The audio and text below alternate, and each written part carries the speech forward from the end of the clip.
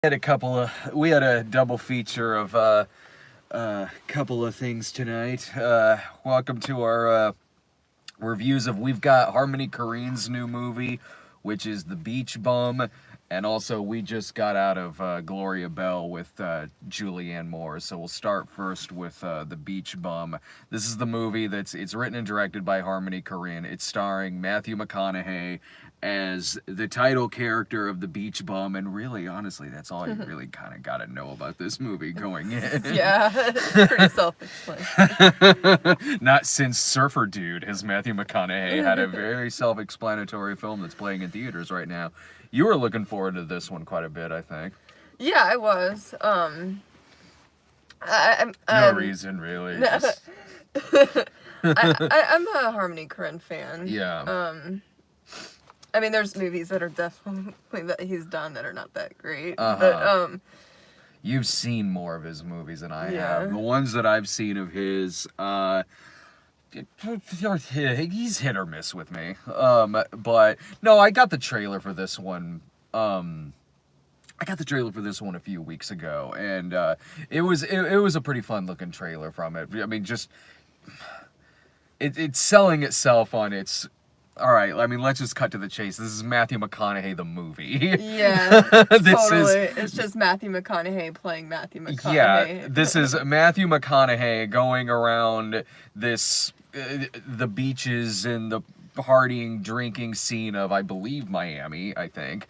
Playing bongos. Yeah, playing bongos, getting drunk, smoking a lot of weed, just typing randomly at like a typewriter on his crotch, and getting into some shenanigans. I feel like they just simply followed him around with a camera. It's a biopic of Matthew McConaughey, it feels like. I loved it. Originally, it was offered to Gary Oldman, who turned it down. Really? Yeah, keep that in mind. He turned this down, but did Hunter Killer.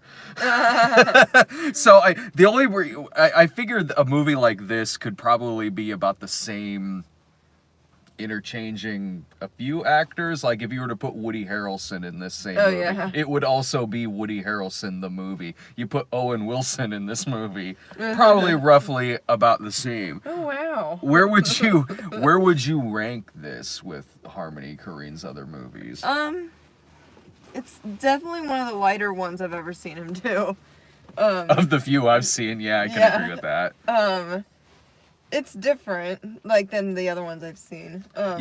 You could tell it was one of his No, you could movies. tell it was him, but it was definitely lighter.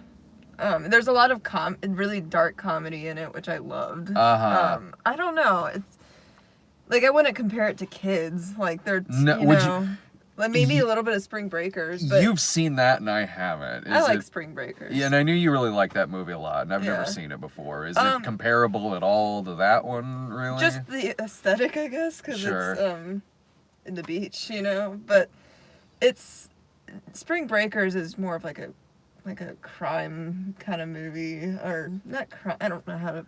It's been a while since I've seen it, but it's different. It's kind of like rave-ish, like kind of rave. Whereas this is more beach bum, like it's very very mellow film. It's basically following there is a narrative here, and honestly, I really did enjoy this movie. I actually really like this movie quite a bit. There's a lot of fun, like dark humor in it that I just loved. This feels like he's really, between the cinematography that he's got going on, which is very kind of on the spot. Like, it really feels like you're part of all of these drink fests and drug binges that are going on.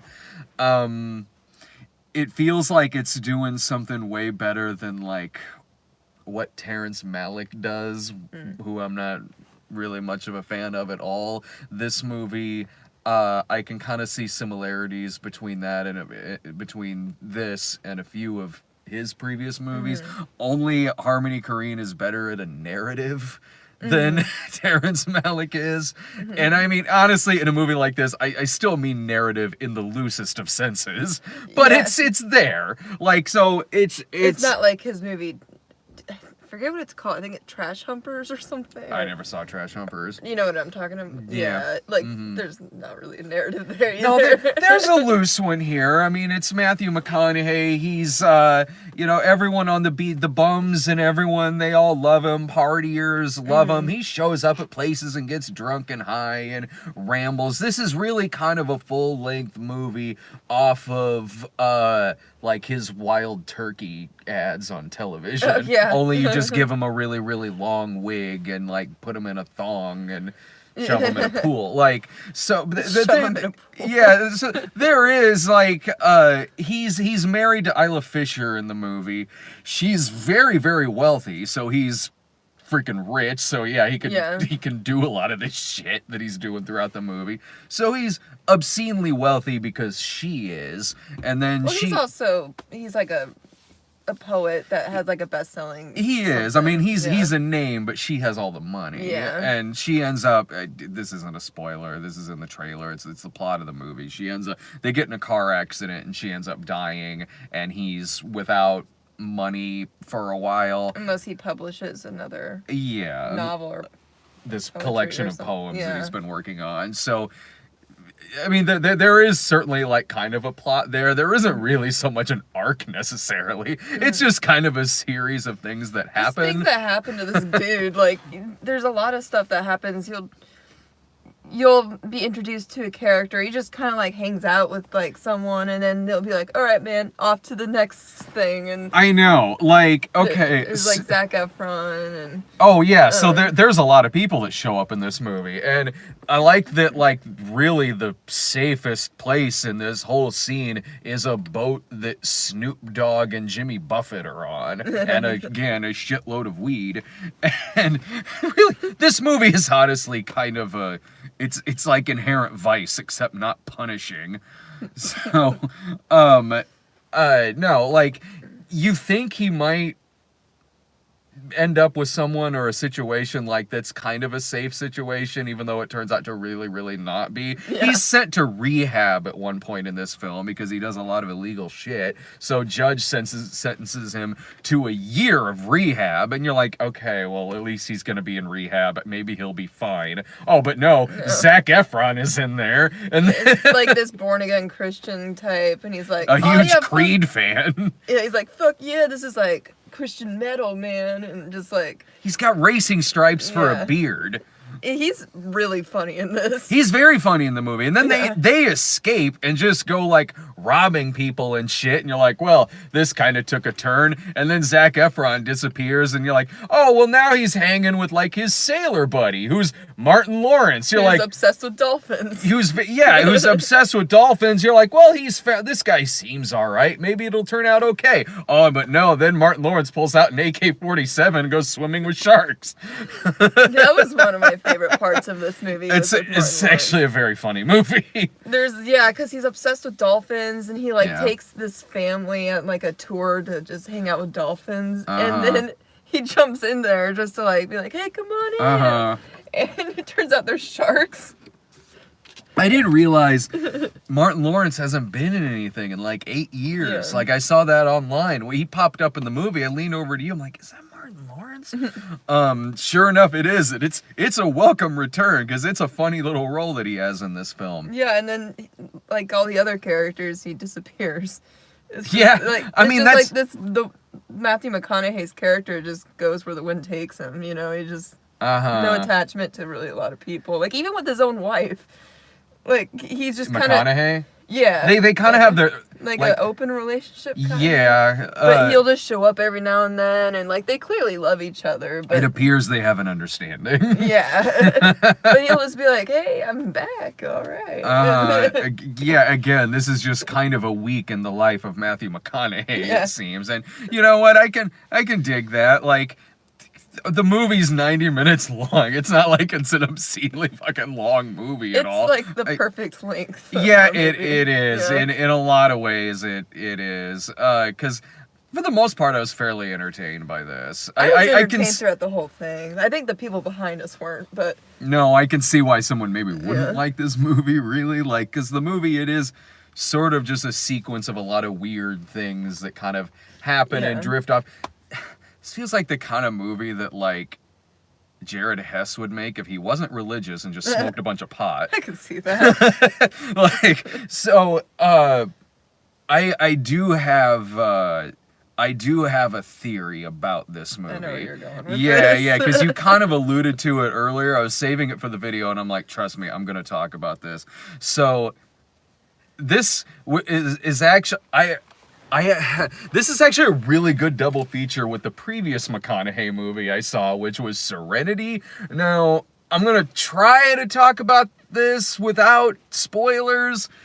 I'm going to try. Spoilers for Serenity. So, I mean, but just, if you want to watch that movie later, maybe hit pause right now, and skip ahead later, because I might slip. So, anyway... Both movies have some similarities to them. They're both about a beach bum kind of, right? Sorta. Both are in, like, this, like, kind of tropical community. Both have to do with him out at sea a lot on boats. Both have to do with him, like, fishing a lot as well. And given what happens in Serenity, I'm convinced he's the same fucking character in this movie. Only after the events of Serenity...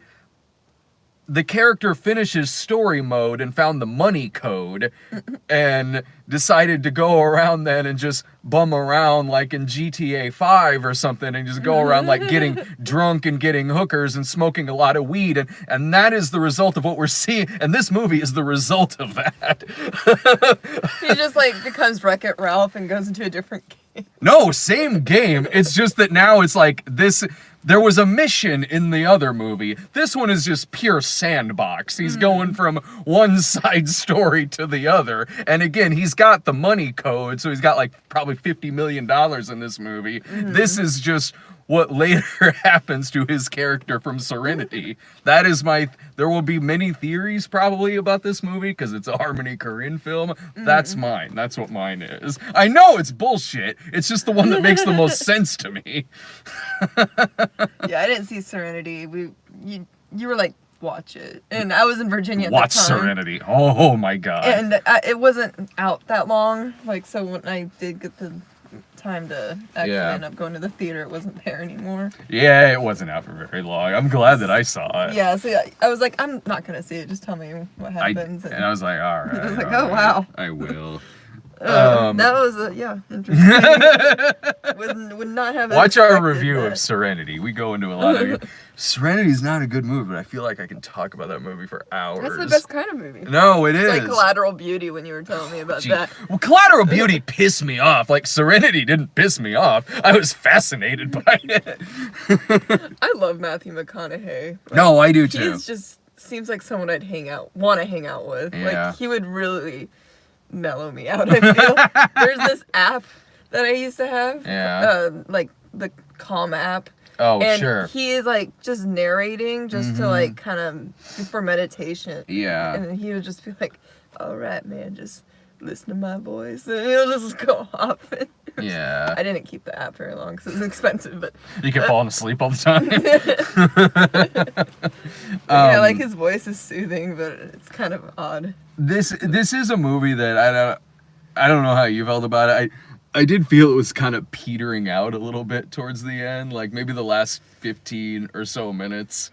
Like once he writes the book kind of thing, or maybe even a little before then. I can't remember, but it reached a point in the movie where I was feeling like this kind of needs to wrap up soon, because I know there's not going to be any huge arc really in this film. Like a little sort of kind of, but he's more or less kind of the same guy by the end of this movie. Yeah, but I kind of like that it's not this big characters. No, that I didn't have a problem with that, because that's just not the kind of movie it is. I didn't have a problem with that at all. For me, it felt like there was a lot of stuff that was included in this movie to get it to 90 minutes. Like, there was probably some scenes that could have been trimmed or maybe even left out, really, because it is really a random collection of a lot of scenes. Some of it, when it was getting towards the end, some of it was feeling like a lot of this is kind of here to get it to the 90-minute runtime. I didn't feel that way, really. I really enjoyed this thing from the I did. I enjoyed the movie. I did really like this movie a lot. Yeah, I just had fun following this character around. Like, I wish I could be that, just go where the wind takes you kind of person, but my anxiety is too much. Like, I'd be like, oh my god, what am I going to do next or something? You can, honey. You just got to publish your novel first. My novel. Then you'll get my diamonds. Oh, you don't want to smoke like this? The fattest joints I've ever seen in a movie before, and then get into a plane flown by a guy with glaucoma. Yeah, like 98% blind. 98% blind. Don't worry, he gets you to your destination. I hope that destination's heaven. Were there any performances that you weren't really like into in the movie? Not necessarily. Like, there were a lot of characters that felt like there were a lot of actors that felt like they were just kind of putting on a voice. Like or Snoop Dogg, maybe? No. Snoop Dogg I thought was great. Or is it Snoop Lion now? I don't know. Oh, okay. You've come to the right person with that question. I think he changed his name. He's Snoop Diddy now. No, like, I'm hip, right? Yeah, I got a backwards hat. So, no, like, there were some actors who would show up in the movie, but like they were just kind of putting on like a fake voice or something like that. I was kind of like that with Jonah Hill. Yeah, it was a little like that with Jonah Hill's character, where I was like, it was just a voice. Like it was just like, oh, he's weird. Yeah, he has a weird voice. Right? Like I was like, he was annoying. fine. It was just like, oh, I didn't realize it was him for a while because he had sunglasses on. Yeah. And he always he's noticeably fluctuates. Thinner. Yeah. He always fluctuates with his weight, so I don't ever really know like which one I'm gonna get. But, I know, right? that sounds mean, but no, you're exactly right. 1 minute it's 21 Jump Street, the next minute it's War Dogs. No, like with him, I was like, this isn't really a natural sounding voice he's putting on right here. But again, it didn't bother me really, because I'm like, it sort of fits along with most other things going on in this film. Yeah. I liked Isla Fisher in it. No, she was really good in the movie. She's so pretty. Like, she's stunning.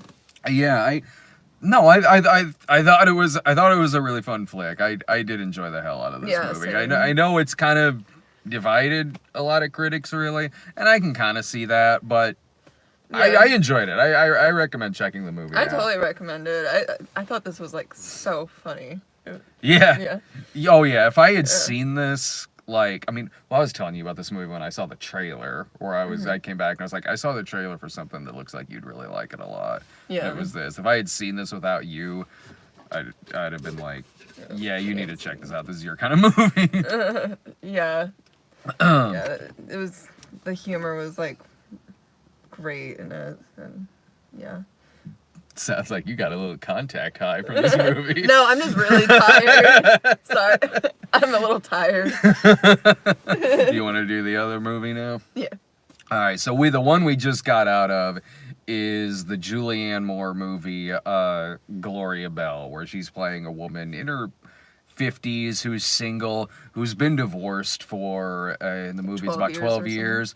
So she just works a regular, like, 9-to-5 job. She seems like she's been single for a fairly long time, but she goes out to the nightlife a lot in the film, and it doesn't really seem like it just seems like she's leading a very ordinary life, really. Yeah. Like, nothing drastically bad really is happening. I mean, she's in her 50s, but my God, is she still beautiful. Yeah. With her hair color change and, like, the glasses, she kind of reminded me of my mom a little bit during the movie. Were you thinking that, too? No, but I can see exactly what you're...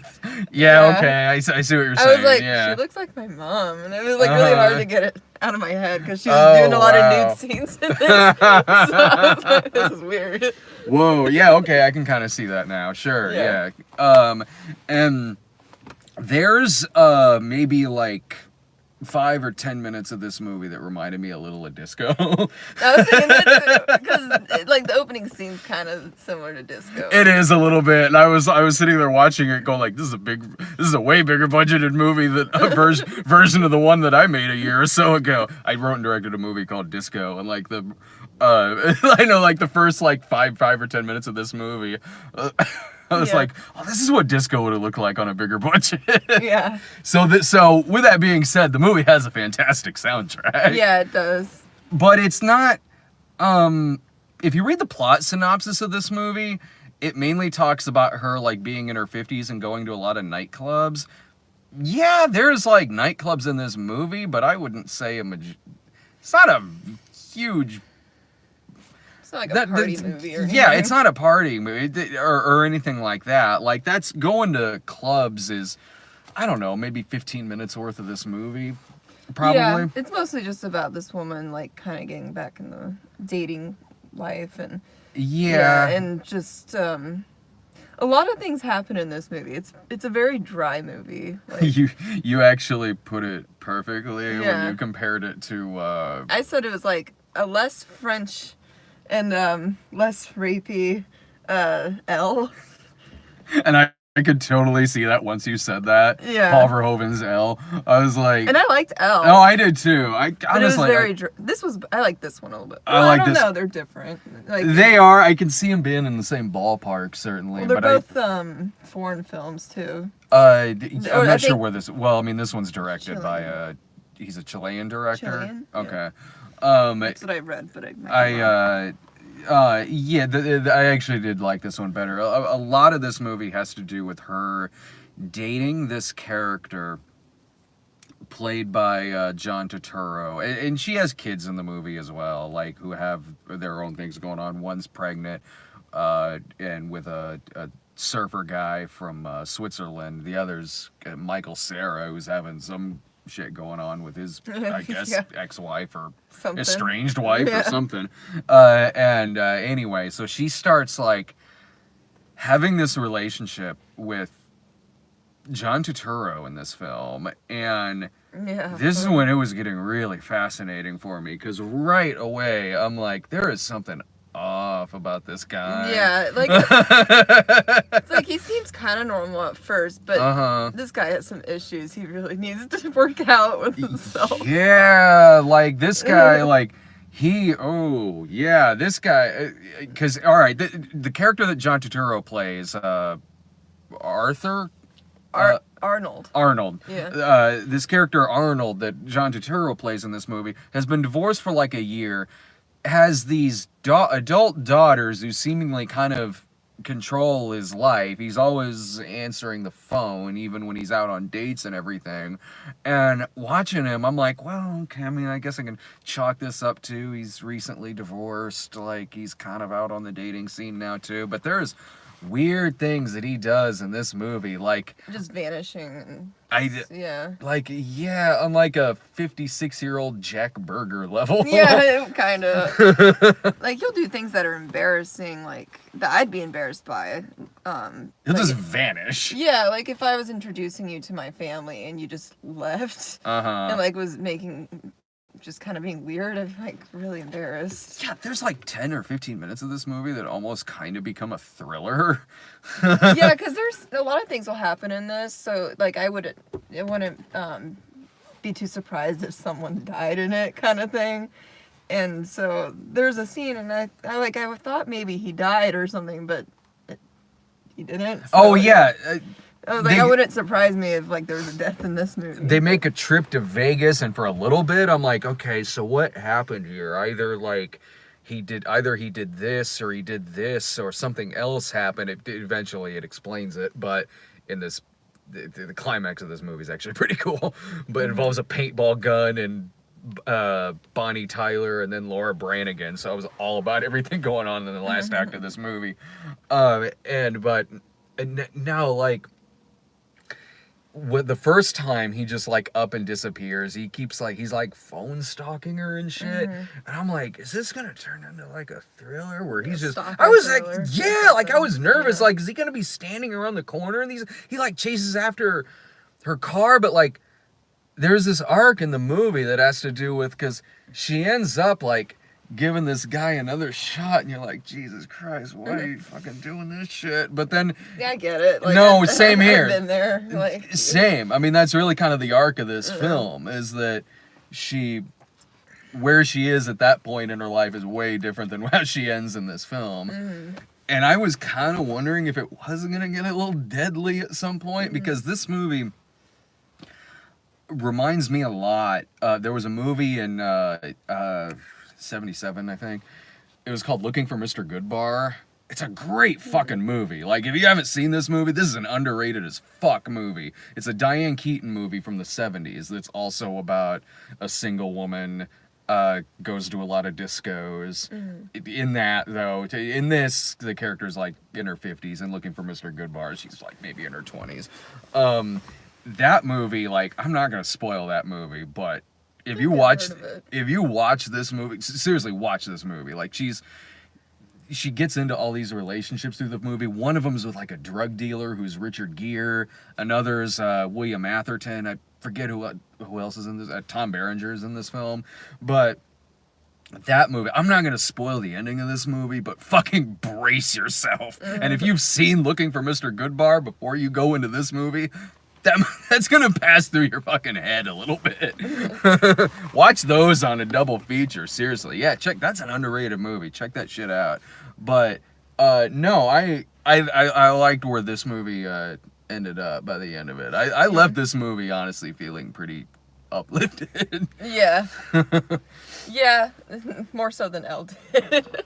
I did like Elle, but yeah, this movie was, yeah, like, it was dry like that. Yeah, like, there will be things that'll happen, and it's just, like, I guess, she kind of, like, gets, like, this eye infection or something. And, oh, right. Yeah, and I guess it's just, like, this thing that happens. It's like, oh, okay. And then this cat keeps showing up, and then other things will just happen, and...